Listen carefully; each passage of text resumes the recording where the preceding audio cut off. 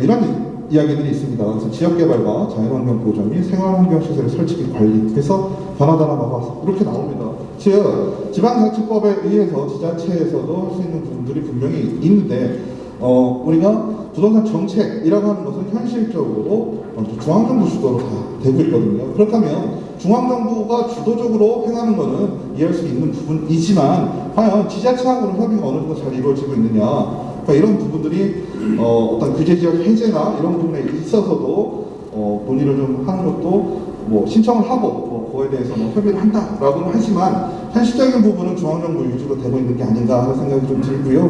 그래서 앞으로 이런 부분들이 지방자치단체의 협력과 협조 없이는 중앙정부의 부동산 정책도 효율적일 수 없다라고 저는 생각을 좀 하고 있습니다. 그래서 앞으로 뭐 이러한 지금까지 뭐 기부나 뭐 이런 거 마련이 되겠지만 좀 더 현실적인 간에 부동산 정책에 대한 소통이 반드시 필요한 거 아닐까 하고 생각을 하고 있습니다.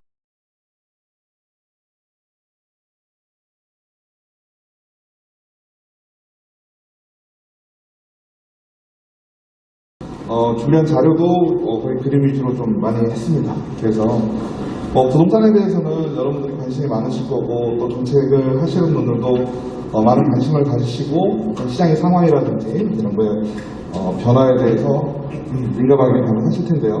시장의 현황에 대한 부분부터 시작을 해보겠습니다. 그래서 부동산 시장의 변화 그리고 부동산 정책이 어떻게 변화하고 있는지 그리고 앞으로 세종시 부동산에 대한 얘기를 하면서 마무리를 좀 하겠습니다. 부동산 시장의 현황은 여러분들 잘 아시다시피 최근에 문재인 정부에서 가격이 거의 끝이 어디일지 모를 정도로 그렇게 상승을 했고 또 그 상승의 중심에는 세종시가 있었습니다. 물론 우리나라 부동산을 얘기할 때는 서울, 강남, 서울과 수도권을 중심으로 얘기를 하지만 부동산 가격이나 이런 그래프를 좀 살펴보면 주도했던 것들은 좀 최종이 됐다라는 걸 좀 볼 수가 있었는데요. 하지만 작년 2분기 이후부터 세종시 부동산 시장의 가격은 하락하기 시작했다라고 볼 수가 있을 것 같고요. 매매 시장과 더불어서 전세 시장까지도 하락의 모습을 좀 보였습니다. 이후 세종시뿐만 아니라 다른 지역까지 올해 들어서는 전국적으로 부동산 가격이 이제 하락한다라고 얘기할 정도로 하락세를 좀 보이고 있는데요. 이런 하락세를 살펴볼 수 있는 어떤 선행 지표라고 볼 수 있는 거는 이제 주택 매매에 대해서 부동산 매매가 어떻게 되고 있느냐 살펴볼 수가 있을 건데요. 거래량 자체가 전반적으로 하락한다라는 걸 우리가 쭉 긴 기간 동안 보면 알 수가 있을 겁니다. 그래서 이 부분을 좀 주목을 하시면 2020년 지나서 21년, 22년에 거래량이 계속 감소하고 있고 현재도 거래량이 거의 10분의 1 수준이다라고 얘기가 나올 정도로 힘들어하고 있고요. 특히나 이제 거래와 관계된 공인중개사 분들은 지금 거의 개점 수업입니다. 일이 없어서 아파트 단지가 크다 하더라도 6개월 동안 거래되는 게 10건이 채 안 되고 이래서 많이 힘들고 있는데요. 이런 모습들이 부동산 시장의 어떤 단편적인 모습을 좀 보여주고 있다고 볼 수 있을 것 같습니다. 그러면 왜 부동산 가격이 이제 한참 올랐다가 왜 또 떨어지느냐?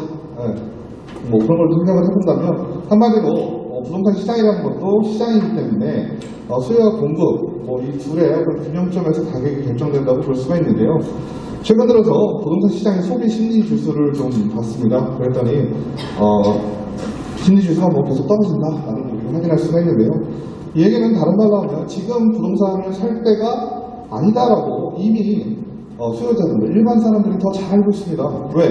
앞으로 가격이 더 떨어질 것 같다 이렇게 판단을 하고 계신 거예요. 그러니까 지금은 부동산을 살 때가 아니라 내가 매매가 아닌 임대로 잠깐 있다가 가격이 더 떨어지면 그때 구매를 해야 되겠다라고 하는 거죠. 반면에 일반적인 매매 시장의 어떤 소비 심리 지수는 이렇게 떨어지고 있지만 분양시장에 있어서는 좀 차이를 보이고 있습니다. 특히나 우리 세종시 같은 경우에서는 분양시장의 열기가 아직도 뜨겁더라고요. 그래서 400대까지도 나오고 있는데요.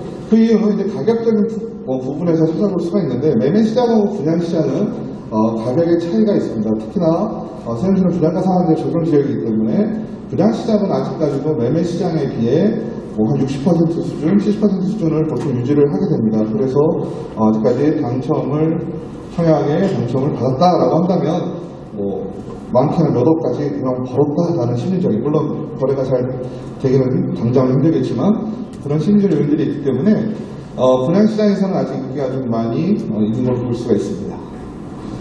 그러면 지금까지 부동산 정책을 어떻게 변화를 했는가 간단하게 좀 살펴를 보면요, 문재인 정부에서는 마찬가지입니다. 서민주거 안정, 부동산 특이 근절을 하겠다라는 목표를 세우고 부동산 시장의 안정을 최우선 목표로 삼았습니다.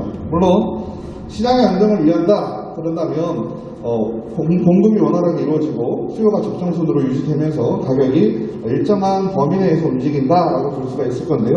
이런 공급에 대한 부분을 어디에 포커스를 맞췄냐라고 본다면 문재인 정부에서는 다주택자들에게 좀 맡겼어요. 그래서 다주택자들이 가지고 있는 어떤 부동산, 주택들을 시장으로 내놓을 수만 있다면 자연스러운 공급이 될 것이다. 왜냐하면 새로 짓는다. 부동산은 공장에서 물건을 만들어내는 것처럼 바로 뚝딱 만들어낼 수가 없죠.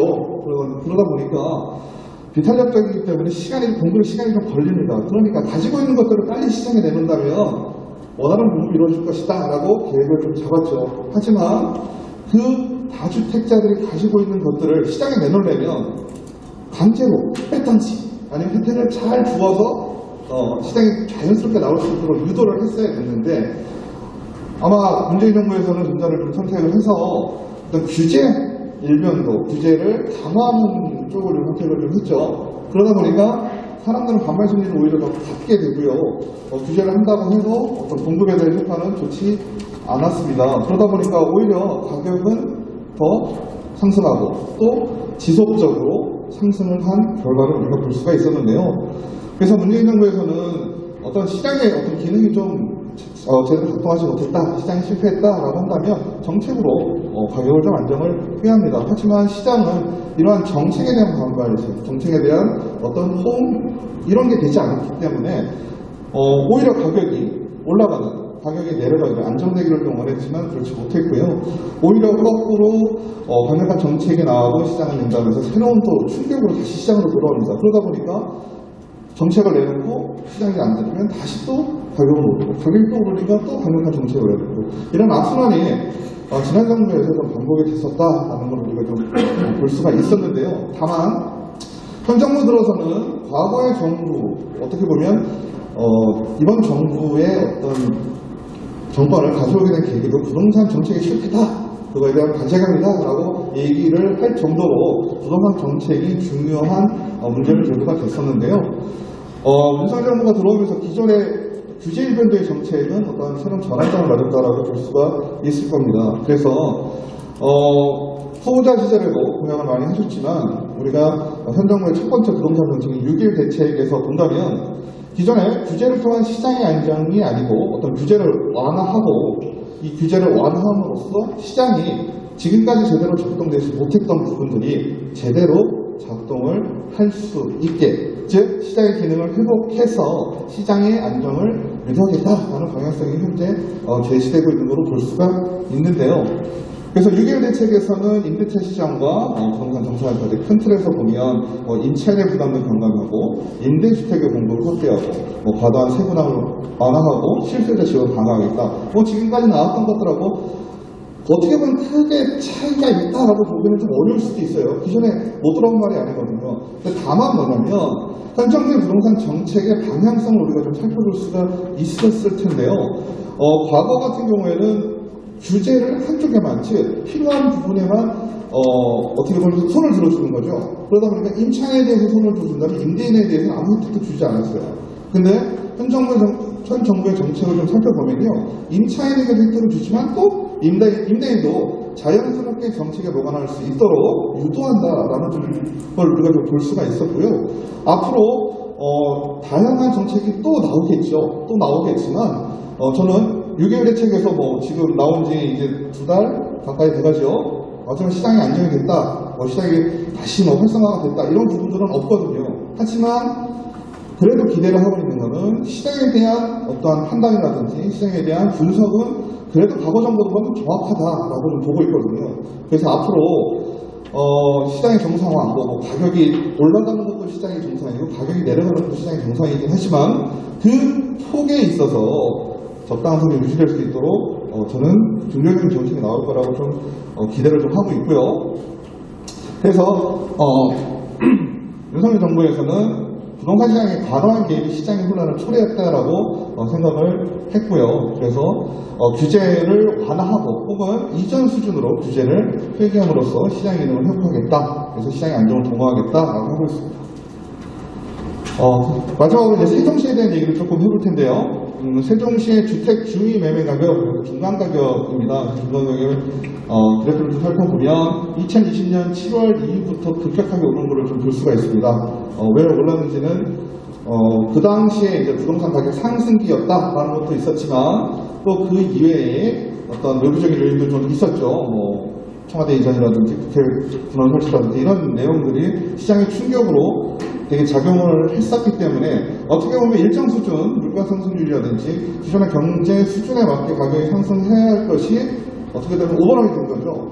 오버슈팅이 돼가지고 많이 갔습니다. 그래서 2021년도 2분기 이후로부터는 가격이 보합세를 유지를 하게 됐고요. 올해 들어와서는 가격이 이제 떨어진다. 그리고 이거는 단순히 통계적인 부분뿐만 아니라 실물적으로 본다면 아파트 가격이 뭐 1억, 2억 떨어진 거는 쉽게 찾아보실 수 있죠. 세종시에서. 그래서 세종시 같은 경우는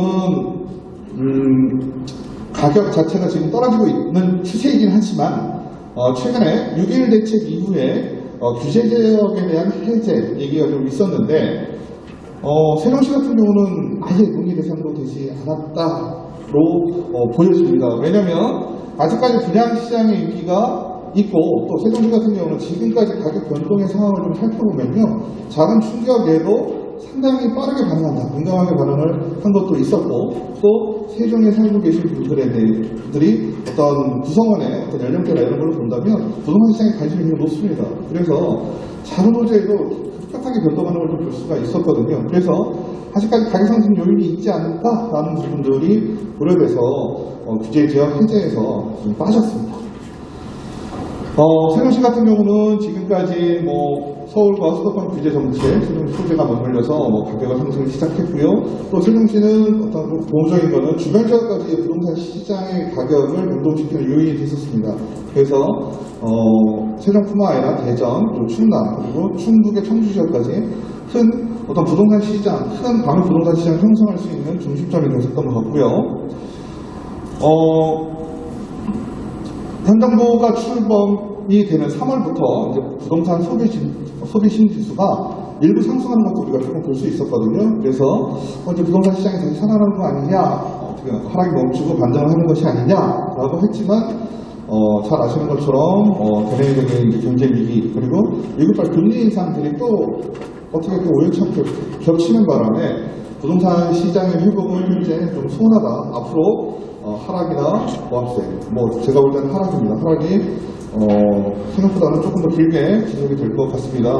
그래서 시장 가격의 회복은 소비 심리의 회복이 가장 중요하다고 봅니다. 이제 수요자의 입장에서 아파트를 구매를 해야 되겠다, 주택을 구매해야겠다라는 생각을 해야 될 텐데 현 정부 6.1 대책에서 규제 완화를 통해서 부동산 시장의 회복을 위한 노력을 했음에도 불구하고요. 당분간 회복은 좀 어려울 것으로 보고 있습니다. 그래서 이런 것들을 우리가 좀 살펴보고 지금 현재 세종시 부동산 시장의 문제점이다라고 우리가 조금 볼 수 있는 부분들을 좀 뽑아봤는데요. 첫 번째로는 주택 구입에 있어서 어떤 외지인의 비율이 좀 과다하게 높지 않나라는 생각을 좀 했었고요. 그리고 분양시장에서 청약 경쟁률이 높은 건 사실이나 지금 매매 시장을 본다면은 이렇게 지금 투기 지역, 우리가 요건 이제 조금 많이 안 되는 아이고요. 이제 투기 과열지구, 조정 대상 지역, 이걸 많이 되는데요. 투기 지역까지도 지금 걸려 있습니다. 그러다 보니까 트리플 규제 지역이라고 하는 어떤 규제가 너무 과도하게 돼 있는 거 아닌가라는 부분에 대해서 한번 생각을 해볼 수 있을 것 같고요. 그리고 이거는 세종뿐만 아니라 전반적인 어떤 지자체의 문제일 수도 있는데요. 부동산 정책이라고 하는 것이 어떤 지방, 지자체 단위에서 할 수 있는 부분들이 상당히 좀 제한적입니다. 그러다 보니까 이런 부분들을 조금 해소할 수 있는 방안이 없을까라는 부분들을 좀 짚어봤고요. 그래서 외지인 비율을 보면 작년 9월까지의 비율입니다만 빨간색이 세종이고요. 전국적인 비율이 이 정도입니다. 그러니까 세종 같은 경우는 어떤 지역의 특수성도 당연히 있죠. 아직까지 커가는 도시고 인구 유입이 반드시 필요한 도시이기 때문에 이런 부분들도 있지만 그에 따른 부작용이 조금 더 큰 거 아닌가 하는 생각을 좀 해봅니다. 그러니까 타 지역에 비해서도 어떤 세종시의 어떤 부동산 시장의 상황과 맞춰서 충북이나 충남 지역도 외지인 비율이 전국 평균보다는 상당히 전국 평균보다는 좀 높은 편을 나타내는 것을 확인할 수가 있습니다. 그래서 트리플 규제도 지금 투기갈 지구로 되어 있는 곳들은 서울, 경기하고부터 치지만 지방에서 본다면 인천 정도 그리고 나머지 지역은 없습니다. 그리고 조정생산 지역도 보면 세종은 당연히 들어가 있고요. 다른 지역들은 지금 출입을 좀 볼 수가 있거든요. 그래서 이러한 투기 지역, 투기 과열 지구 그리고 조정 대상 지역, 어떤 규제 지역으로 한다면 아무래도 여러 가지 금융이라든지 세제, 그리고 전매 제한, 청약 이런 부분들에 대해서 제한을 받기 때문에 부동산 아까 말씀드렸던 경기가 살아나면 소비, 심리 지수가 올라가야 되는데 이 부동산 소비 심리가 살아나기 좀 어려울 것이다 라는 판단을 좀 하고 있습니다. 그리고 마지막으로는 이제 지자체 주도의 부동산 정책인데요. 이 부분은 조금 해결하기 쉽지 않은 부분이긴 합니다. 그래서 부동산 정책이라고 하는 게 크게 부동산은 우리가 토지나 건축, 그러니까 주택 이 정도로 크게 볼 수가 있는데요. 토지 정책이라고 하는 것은 토지를 관리하거나 이런 부분들이고 주택 정책도 주택을 공급하거나 주택 가격을 안정하거나 아니면 주거 환경을 개선하거나 이런 부분들을 우리가 일반적인 부동산 정책이라고 부르고 있습니다.